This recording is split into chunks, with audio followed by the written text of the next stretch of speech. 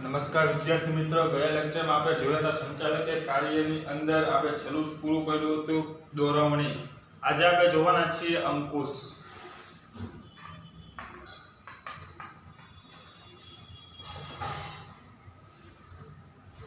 તો અંકુશ એટલે શું? તો અંકુશ એટલે પ્રયત્ન, પરિણામ તથા સાધનો અને ઉદ્દેશ્યો વચ્ચે સંતુલન સાધવું એટલે અંકુશ. પ્રયત્ન, પરિણામ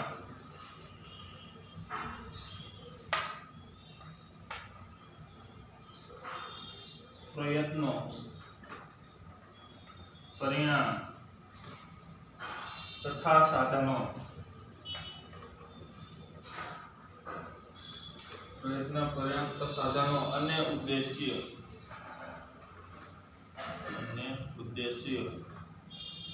વચ્ચે સંતુલન સાધવાનું કાર્ય. વચ્ચે સંતુલન સાધવાનું કાર્ય એટલે અંકુશ.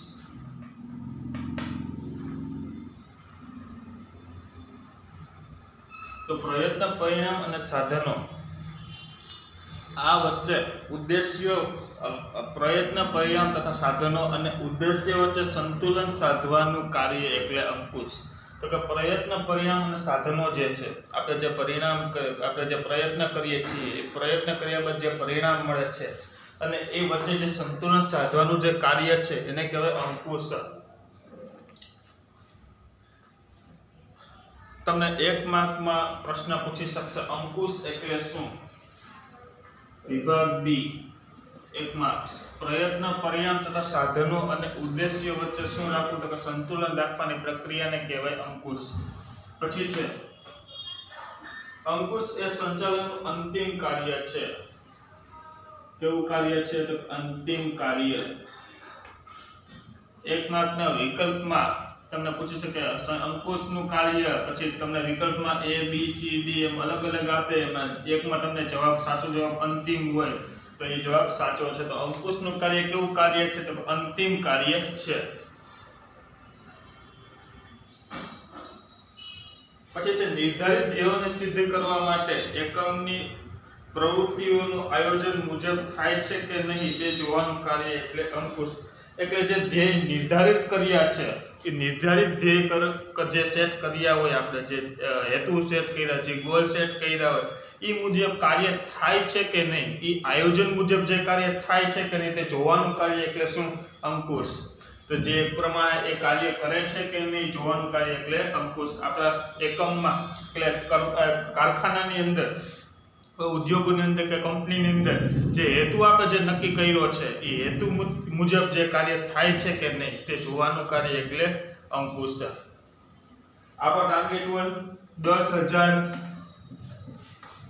યુનિટ છે બનાવવા, 10,000 યુનિટ્સ બનાવવા, 10,000 યુનિટ્સનું ઉત્પાદન કરવું આપણો ટાર્ગેટ છે. તો જોવાનું આપણે કારખાના ઉદ્યોગની અંદર કે 10,000 યુનિટના જે આપણે ગોલ સેટ કર્યો તો એ મુજબ કાર્ય થાય છે કે નહીં તે જોવાનું કામ એટલે અંકુશ.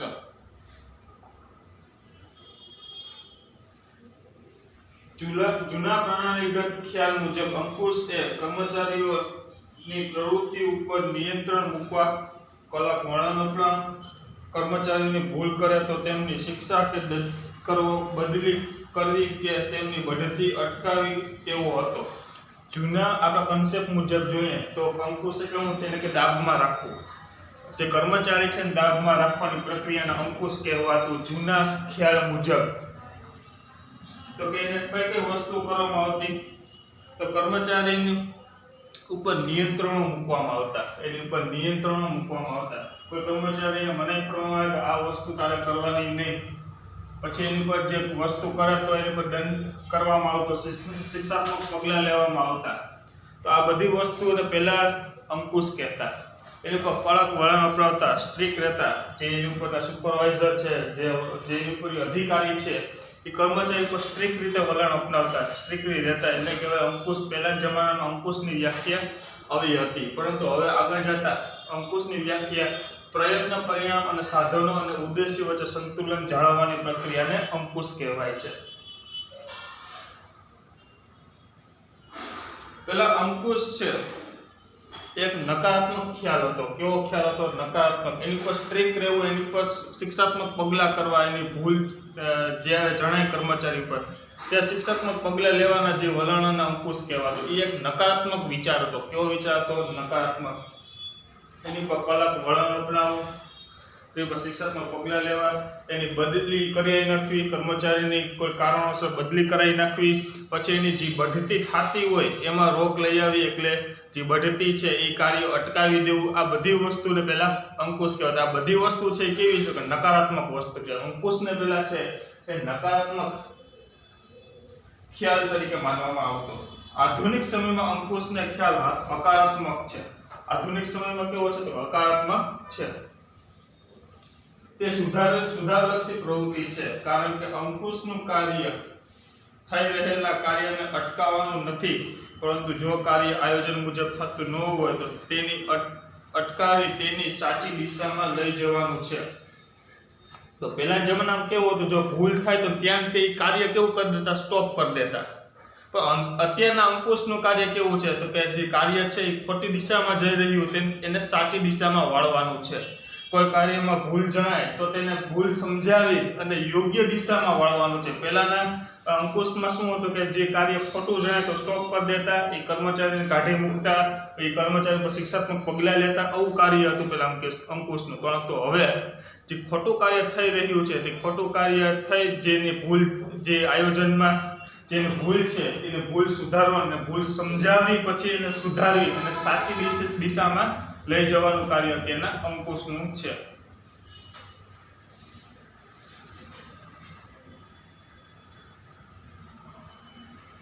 ભૂતકાળમાં થયેલી ભૂલો ભવિષ્યમાં પુનરાવર્તન ન થાય તે જોવાનું છે. ભૂતકાળમાં જે ભૂલ થઈ ગઈ છે કર્મચારી, તે ભવિષ્યમાં ન થાય તે જોવાનું છે. તો આ રીતે અંકુશનું કાર્ય બને છે. હવે આપણે વાત કરવાની છે સંકલન. પછી છે છેલ્લું સંકલન.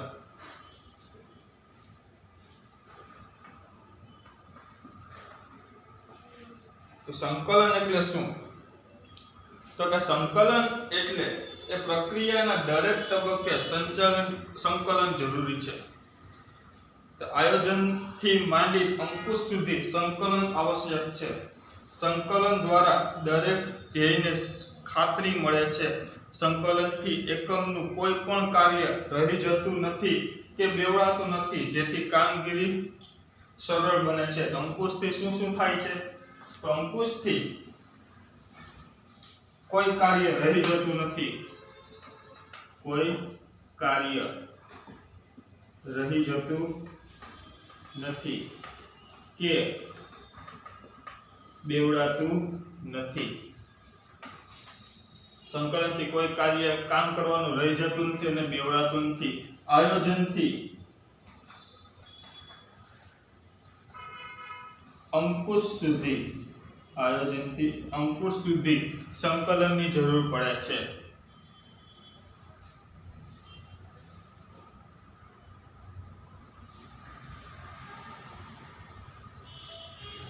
તો આયોજનથી અંકુશ સુધી સંકલનની જરૂર પડે છે. કોઈ કાર્ય રહી જતું નથી કે કોઈ કાર્ય બેવડાતું નથી. અને કામગીરી કેવી બને છે? તો કે સરળ બને છે. કામગીરી સરળ બને છે. સંકલન એટલે કોઈ કાર્ય હોય એની વચ્ચે કોઓર્ડિનેશન સ્થાપવાને કહેવાય સંકલન. તો કોઈ કાર્ય રહી જતું નથી કે બેવડાતું નથી તે જોવાનું અને કામગીરી સરળ બનાવવાની પ્રક્રિયાને સંકલન કહે છે. તો આયોજનથી માંડી અંકુશ સુધી સંકલનની જરૂરિયાત રહે છે. આયોજનથી માંડીને અંકુશ સુધી સંકલનની જરૂરિયાત રહે છે. હવે જોઈએ અર્થ એનો. તો ધંધાકીય એકમના જુદા જુદા વિભાગમાં ધંધાકીય એકમના જુદા જુદા વિભાગમાં કર્મચારીઓ દ્વારા જુદા જુદા કર્મચારીઓ દ્વારા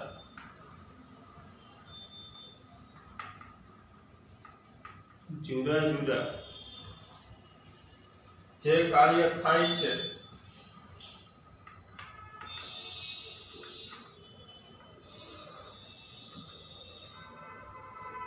તેમની વચ્ચે એક સૂત્રતા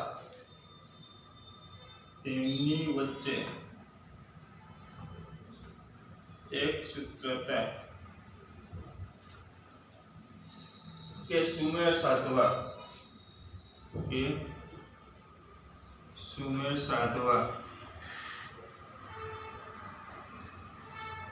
ના કાર્યને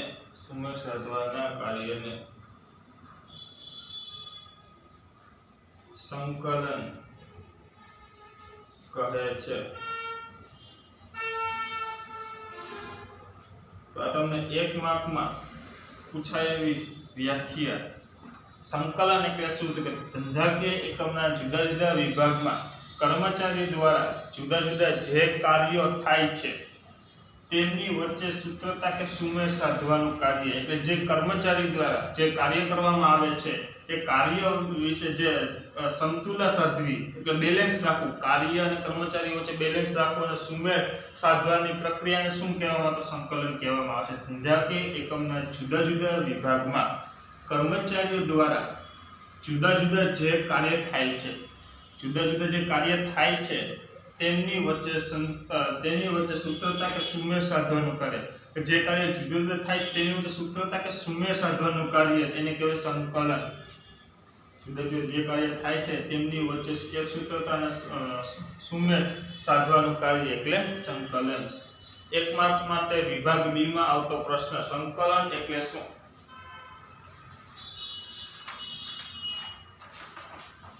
હવે છે સંકલનની લાક્ષણિકતા.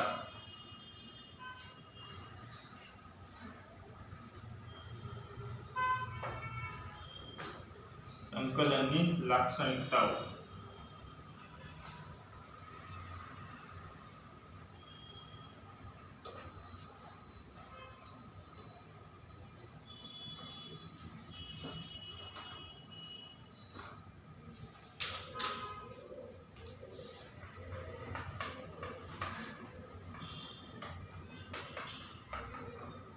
તો લાક્ષણિકતામાં પહેલું છે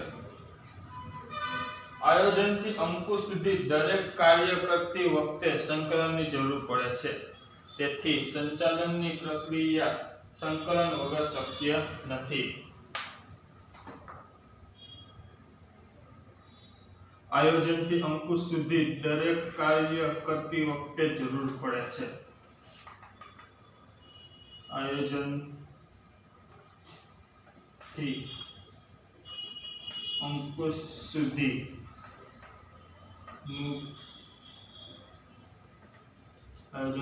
સુધીના કાર્યોમાં સંકલનની જરૂર. તો આયોજનથી અંકુશ સુધી બધા કાર્યોમાં શેની જરૂર પડે? તો સંકલનની જરૂર પડે. કારણ કે એની વ્યાખ્યા શું કીધી? કે જુદા જુદા જે કાર્ય છે તેની વચ્ચે સુમેળ સાધવાનું અને એક સૂત્રતા સાધવાનું કાર્ય એટલે સંકલન. પછી બીજું છે તો સંકલન એ સંચાલકની દરેક સપાટીએ થતું કાર્ય છે. દરેક સપાટી થતું કાર્ય. સંકલન ખાલી નિમ્ન કક્ષાએ થાય એવું જરૂરી નથી, નિમ્ન સપાટીએ થાય એવું જરૂરી નથી. સંચાલન ઉચ્ચ સપાટી અને મધ્ય સપાટી અને નિમ્ન સપાટી ત્રણેય સપાટીએ થાય છે. કે દરેક સપાટીમાં થતું જે કાર્ય છે એ સંકલન. પછી ત્રીજું છે સંકલનની સફળતા માટે માહિતી સંચારની વ્યવસ્થા કાર્યક્ષમ હોવી જોઈએ. આના માટે શું જરૂરી હોય છે? કે માહિતી સંચાર ની વ્યવસ્થા કાર્યક્ષમ હોવી જોઈએ.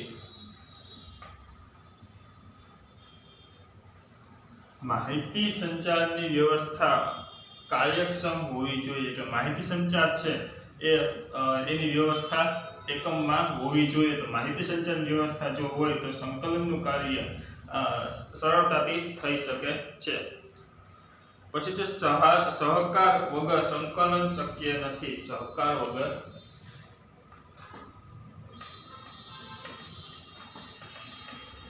સંકલન શક્ય નથી કારણ કે જો માનવીનો સહકાર હોય તો જ આપણે સંકલન સાધી શકીએ બાકી આપણે સંકલન સાધી શકીએ નહીં કે સંકલન છે એ અનિવાર્ય છે સંકલન સાધવા માટે શું અનિવાર્ય છે પાછું સંકલન સાધવા માટે સહકાર અનિવાર્ય છે એકમની વિવિધ પ્રવૃત્તિઓ વચ્ચે સંકલન જળવાય તે માટે વિવિધ પ્રવૃત્તિઓ સાથે સંકળાયેલા દરેક કર્મચારીનો સહકાર જરૂરી છે દરેક કર્મચારીનો સહકાર જરૂરી બધા કર્મચારી જો સહકાર આપશે તો જ સંકલન સાધી શકાશે એટલે જ કીધું છે સહકાર વગર સંકલન શક્ય નથી તો સંકલન છે એના માટે શું જરૂરી છે સહકાર છે એ જરૂરી છે તો બધા કર્મચારી સહકાર આપશે તો જ સંકલનનું કાર્ય સરળતાથી થઈ શકશે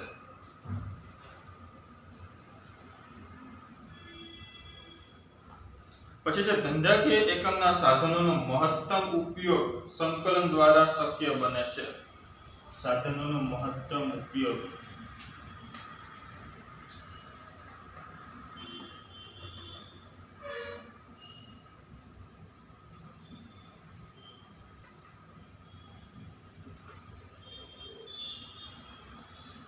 ધંધાકીય એકમમાં સાધનોનો મહત્તમ ઉપયોગ સંકલન દ્વારા શક્ય બને છે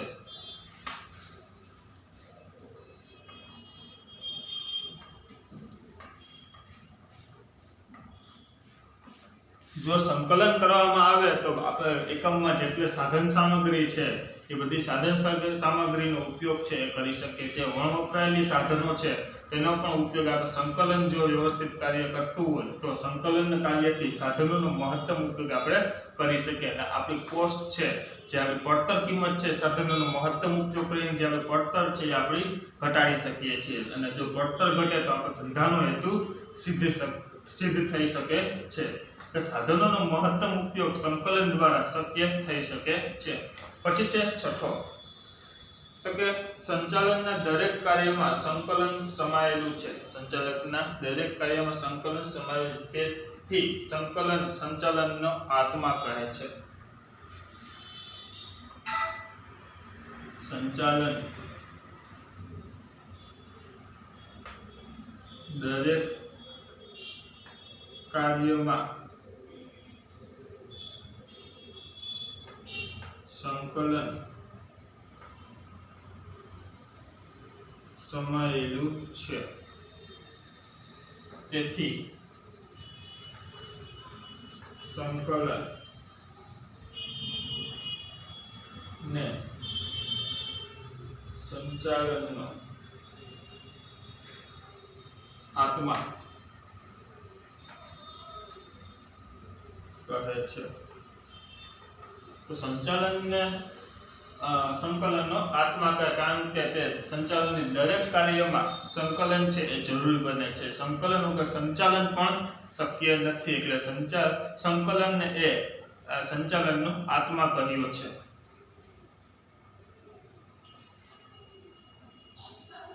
તો આ હતા સંચાલનની લાક્ષણિકતા આયોજનથી અંકુશ સુધી કાર્યમાં સંકલન જરૂરી છે પછી છે દરેક સપાટીએ થતું કાર્ય છે પછી સંચાલનની વ્યવસ્થા કાર્યક્ષમ હોવી જોઈએ સહકાર વગર સંકલન શક્ય નથી દરેક કર્મચારીઓનો સહકાર જરૂરી છે સંચાલન સાધનોનો મહત્તમ ઉપયોગ દ્વારા સંકલન સાધી શકાય છે સંચાલન દરેક કાર્યમાં સંકલન સમાયેલું હોય છે તેથી સંકલનને સંચાલનનો શું કહે છે એટલે આત્મા કહે છે તો આ છે તમારા સંકલનની લાક્ષણિકતા તમને 3 માર્કમાં પૂછી શકે સંકલનની લાક્ષણિકતાઓ દર્શાવો જણાવો તો આ છે તમારા સંકલનની લાક્ષણિકતાઓ લખવાની રહેશે પછી છે સંકલનનું મહત્વ આ બધા પોઈન્ટ તમારે પોઈન્ટ બુકમાં લખવાના છે, સ્ક્રીનશોટ પાડી લેજો. હવે જોઈએ તેનું મહત્વ વિશે.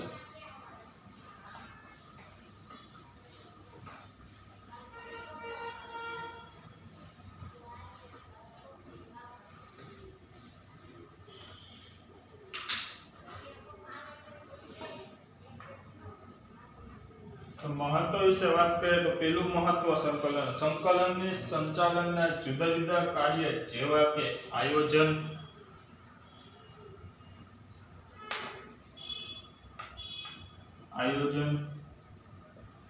પછી છે વ્યવસ્થા તંત્ર,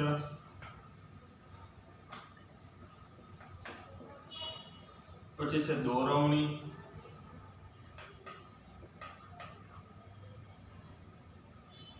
પછી છે અંકુશ વગેરે અસરકારક બને છે.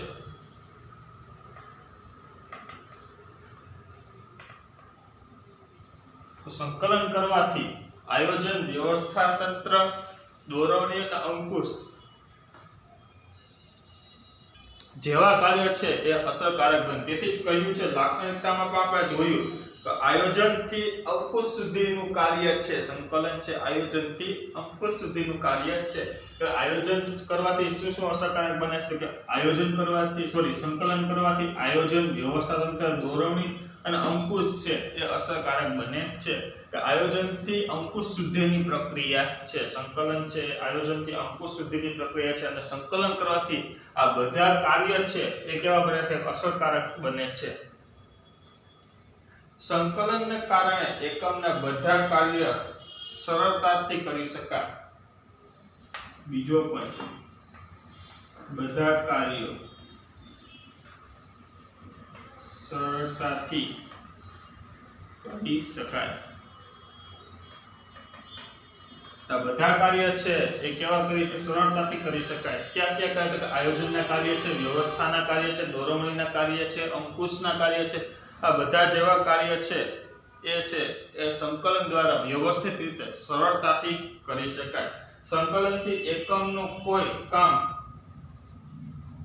કરવાનું રહી જતું નથી કે બેવડાતું નથી. કોઈ કામ રહી જતું નથી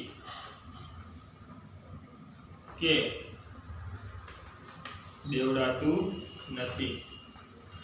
તો આ સંકલન કરવાથી આપણે જોઈ ગયા અગાઉમાં પણ, સંકલન કરવાથી કોઈ કામ આપણાથી રહી જતું નથી અને બેવડાતું પણ નથી.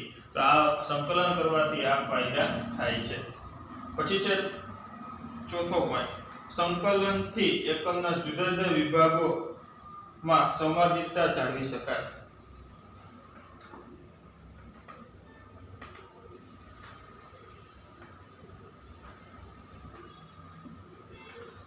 સંકલન સાધવાથી માહિતી સંચાર છે કેવો બને છે? તો અસરકારક બને છે. અસરકારક માહિતી સંચાર બનવાથી શું સાધી શકાય?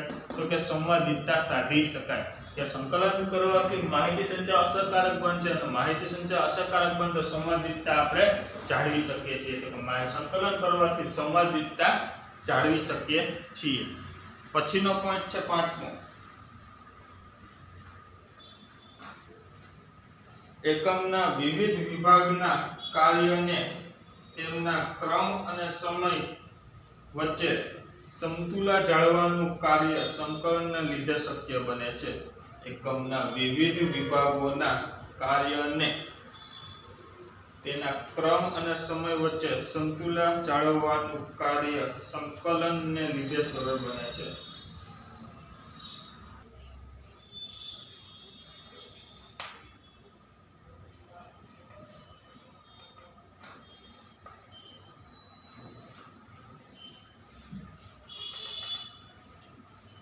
એકમના વિવિધ વિભાગના કાર્યોને તેના ક્રમ અને સમય વચ્ચે સંતુલન જાળવવાનું કાર્ય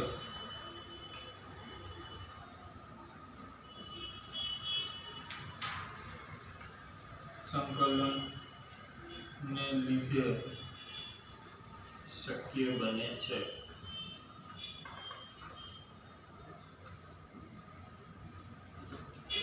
એકમના વિવિધ વિભાગમાં તેના કાર્યના ક્રમ અને સમય વચ્ચે સંતુલન જાળવવાનું કાર્ય કેવું બને છે? તે સંકલનને લીધે શક્ય બને છે। એકમના વિભાગમાં અનેક જાતના કાર્ય હોય છે। એ અનેક જાતના કાર્ય હોય છે તો એને સમય આપવામાં આવે છે કે આ સમયમાં આ કાર્ય કરવાનું રહે છે, આ સમયમાં આ કાર્ય કરવાનું છે। સમય અને કાર્ય એ બે વચ્ચે સંતુલન સાધવાનું કાર્ય કોણ કરે? તો સંકલન કરે છે। પછીનો પોઈન્ટ છે છઠ્ઠો પોઈન્ટ, સંચાલનના દરેક કાર્યમાં સંચાલનની લીધે એકમના નક્કી કરેલા હેતુને સિદ્ધ કરી શકાય છે। તો હેતુ સિદ્ધિ।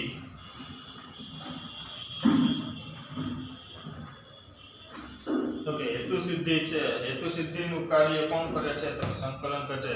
તો સંકલન દ્વારા જે વસ્તુ છે, વપરાયેલા સાધનો છે, એનો મહત્તમ ઉપયોગ કરવામાં આવે છે કે કાર્ય અને ક્રમ અને સમય વચ્ચે સંતુલન સાધવામાં આવે છે, પછી સંવાદિતતા જળવાઈ રહે। તો આ બધા કાર્યથી શું થઈ શકે? તો કે જે હેતુ સિદ્ધિ છે એ આપણો હેતુ છે, જે નિર્ધારિત ધ્યેય છે એ સિદ્ધ થઈ શકે છે।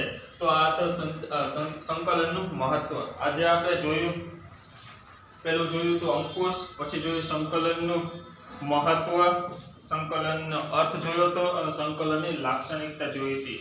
હવે આપણે નેક્સ્ટ લેક્ચરમાં જોવાનું છે સંચાલનના કાર્ય વિસ્તારો। સંચાલનના કાર્ય વિસ્તારો આપણે નેક્સ્ટ લેક્ચરમાં જોશું। આજે આપણે અહીંયા સુધી રાખીએ છીએ। નેક્સ્ટ લેક્ચરમાં ફરી મળીશું। ત્યાં સુધી જય હિન્દ, જય ભારત।